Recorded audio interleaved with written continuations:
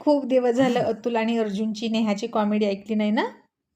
तर आजचा एपिसोड वाटलं थोडासा कॉमेडी बनवावा आणि चला तर एन्जॉय करूया आजचा फुल कॉमेडी एपिसोड. मग इकडे अर्जुन आणि अतुल आज एका नव्या हॉटेलमध्ये गेले होते आणि मीटिंगनंतर दोघे एकत्र बसून हातात ग्लास घेऊन दोघांच्या गप्पा सुरू होत्या. रात्र बरीच झाली होती तरीही घरी जाण्याची दोघांनाही शुद्ध नव्हती. इतक्यात अतुलचा फोन वाजला आणि त्यानं बघितलं. नेहाचा फोन होता आणि अतुलनं अर्जुनला शांत केलं आणि फोन घेऊन म्हणाला, "यस डार्लिंग, काय म्हणतेस, बोल ना." नेहमीप्रमाणे नेहा कमरेवर हात देऊन म्हणाली, "अतुल, कितवा पेग आहे हा?" आणि अतुल आता बोटं मोजत होता. त्याचे एकूण 4 बोटं वर आली आणि आता तो 4 पेग सांगेल की काय म्हणून अर्जुननं गुपचूप त्यातली 2 बोटं खाली केली आणि 2च बोटं वर ठेवली आणि नजरेनं खुणवून म्हणाला, "आता सांग." आणि अतुल म्हणाला, "नेहा डार्लिंग, फक्त 2रा पेग आहे." आणि नेहासुद्धा खूप पुढची, तिला बरोबर माहीत असायचं अतुलकडून खरं कसं काढून घ्यायचं. आणि त्याची घसरलेली जीभ बघून नेहा म्हणाली, "नाही अतुल, हा तुझा फक्त 2रा पेग नाही, हा तुझा 6वा पेग आहे अतुल." अशी ती त्याला दम देऊन म्हणाली आणि अतुल म्हणाला, "नेहा, तुझी शपथ, 4था पेग आहे." आणि अर्जुन सरांनी मारला डोक्यावर हात आणि म्हणाले, "डफर कुठला, स्वतःसाठी स्वतःच्या हाताने खड्डा खोदला." आणि मग नेहा म्हणाली, "अतुल, मग आधी खोटं का बोलला? तू घरी ये, दाखवते तुला. माझ्याशी खोटं बोलतोस?" आणि अतुल म्हणाला, "सॉरी ना नेहा, अगं मी पिल्यावरच तुझ्याशी खरं बोलतो." आणि आता अर्जुन सरांनी पुन्हा डोक्यावर हात मारला आणि म्हणाले, "मर गया अतुल, तू अब बहुत सस्ते में गया रे. नेहा आता तुला सोडणार नाही." आणि नेहा म्हणाली, "म्हणजे जेव्हा तू ड्रिंक करत नाहीस तेव्हा रोज माझ्याशी खोटं बोलतोस का? मग अतुल, मला सांग, तुझ्या किती गर्लफ्रेंड आहेत?" आणि पुन्हा अतुलनं 4 बोटं वर केली.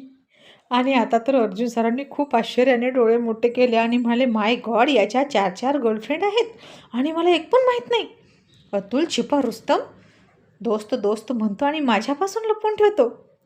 आणि आता अतुलने 4ही बोटं खाली घेतली आणि त्याची एक मूठ केली आणि म्हणाला, "नेहा डार्लिंग, 0. अशी या बंद मुठीसारख्या माझ्या 0 गर्लफ्रेंड आहेत." आणि मग अंगठा आणि त्याच्या शेजारचं पोकळ बोट असं तयार केलं, 0 केला आणि त्या 0मधून अर्जुनकडे बघायला लागला. आणि अर्जुन हसला आणि नेहा म्हणाली, "अतुल, खरं खरं सांग, तू खोटं बोलतोस ना?" आणि अतुल म्हणाला, "नेहा जी, मेरे बच्चों की मम्मी जी और मेरी मास्टरनी जी." खरं खरं कसं सांगायचं की मी खोटं बोलतो की नाही? असं विचारून विचारून तू खरंच खोटं बोलायला लावशील मला. आणि नेहा म्हणाली, "अतुल, तू आधी घरी ये. अर्जुन सर असतील ना तिथं? मग त्यांना तन्वी मॅडमचा फोन नाही आला का? किती उशीर झालाय." आणि अतुल म्हणाला, "नाही ना आला. त्यांना कुठे जायचं आहे माझ्यासारख्या बायकोचा. Arjun sir is very happy man in his married life. त्यांची बायको त्यांना अजिबात डिस्टर्ब करत नाही." आणि नेहा म्हणाली, "आणि तू खूप सॅड आहेस का? आणि का सॅड आहेस तेही सांगून टाक. माझ्याशी लग्न झालं म्हणून?" आणि अतुल म्हणाला, "ये लो बाई, तूच बोललीस. नेहा, खरं खरं सांगू, खरंच तू माझ्या लाईफमध्ये आली आणि माझी लाईफ डिस्टर्ब झाली. तू मला शांतीत काही करू देतच नाही. फक्त दोन मुली झाल्या, त्याही शांततेत. बाकी तू मला काही करूच देत नाही." आणि नेहा म्हणाली, "आता तुला आणखीन काय करायचं होतं अतुल? एव्हरेस्टवर जाऊन झेंडा लावायचा होता का?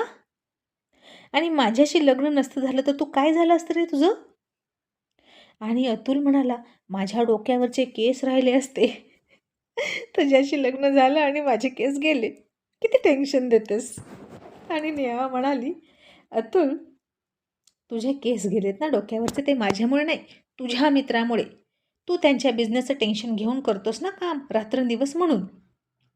आणि सगळे आरोप माझ्यावर ढकलतोस का? आता तू घरी ये, दाखवते तुला गंमत."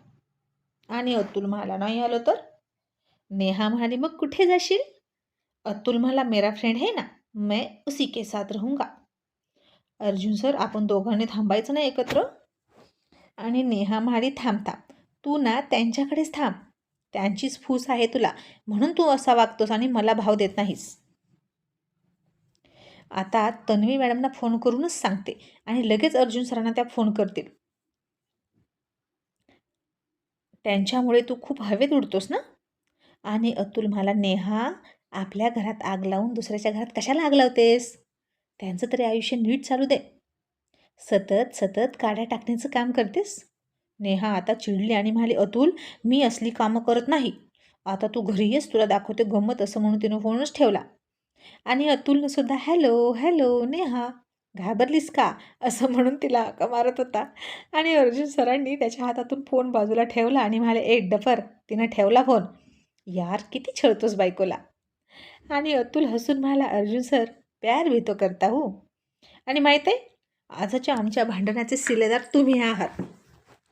आणि अर्जुन हसून म्हणाला, प्रत्येक बायको नवऱ्याच्या वागण्याला त्याच्या मित्राला जबाबदार धरते. पण काहीही होऊ दे, फ्रेंड फ्रेंड असतो आणि बायको बायको असते. बायको इथे असते, इथे, असं म्हणून अर्जुन त्याच्या हार्टकडे अंगठा करून दाखवत होता.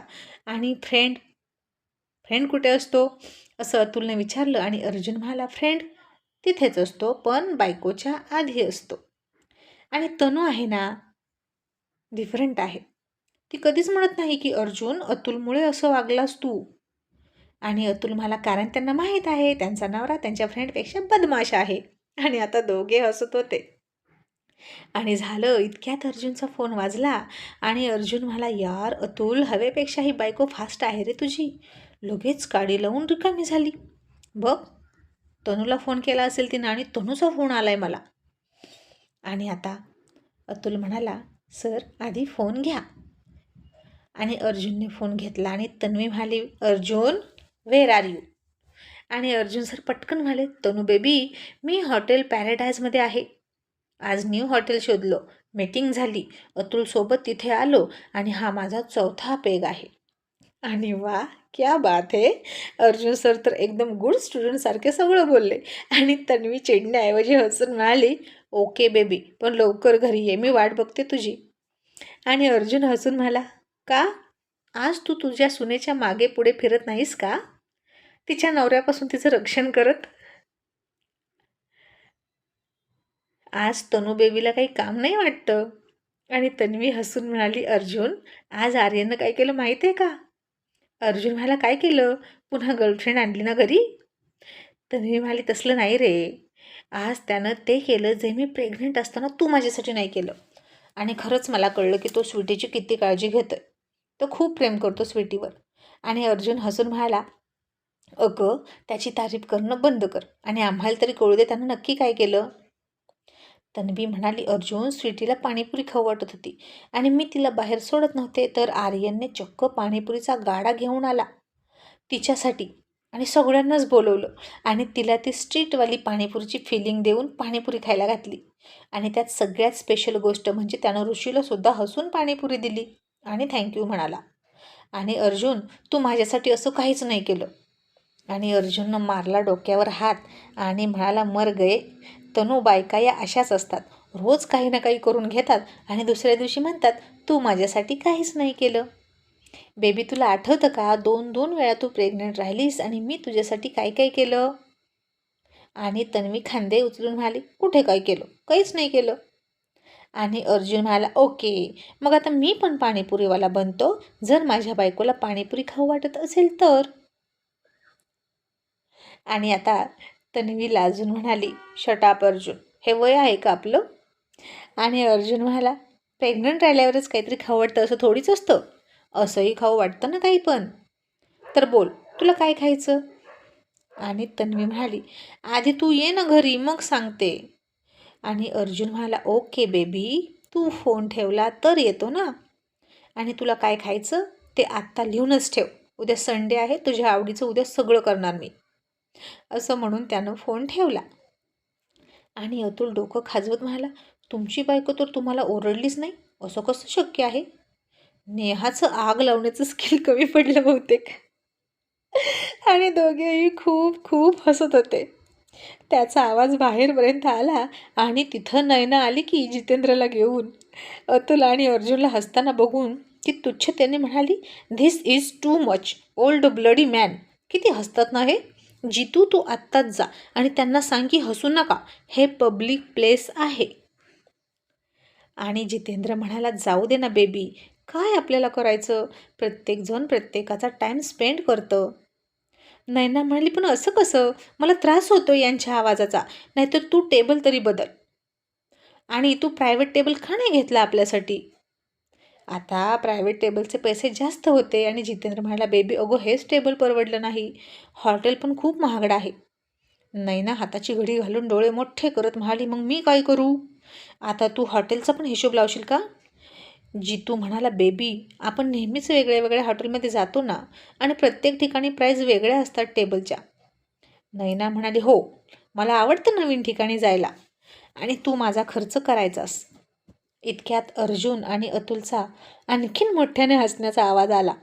आणि आता तीच गेली आणि त्या दोघांकडे बघून म्हणाली, "एक्सक्यूज मी, तुम्हाला कळत नाही का, तुम्ही इतक्या मोठ्यानं का हसताय?" आणि अतुल हसत हसत म्हणाला, "भाई आपको क्या ऐतराज है, आम्ही आमच्या कंपार्टमेंटमध्ये बसलोय आणि सेपरेट आहे." आणि ती म्हणाली, "ऐतराज मला नाही, सगळ्यालाच आहे." आणि अर्जुन म्हणाला, "ओके, मग बाकीचे कोणीच का नाही आले, फक्त तूच का आली? आणि जर त्रासच होत असेल तर मग तू दुसरीकडे जाऊन बस. तुझ्या आधी आम्ही इथे आलोय, आणि आम्ही प्रायव्हेट प्लेसमध्ये आहोत, ज्याचे आम्ही एक्स्ट्रा पैसे भरतोय." आणि नैना म्हणाली, प्रायव्हेट प्लेसमध्ये आहात म्हणूनच म्हणते, तुमचा आवाज प्रायव्हेट ठेवायचा ना. इतका मोठ्यानं हसायची काय गरज आहे? हसायचं असेल तर घरी जाऊन हसा ना." असं नैना आवाज वाढवून म्हणाली. आणि अतुल चिडला आणि मला, "ए बघ मुली, सध्या तू मोठ्यानं बोलतेस, आणि कुणासमोर बोलतेस माहीत आहे का?" आणि नैना म्हणाली, "तुम्ही कुणी का असेना, मला काय करायचं, फक्त तुम्ही शांत बसा."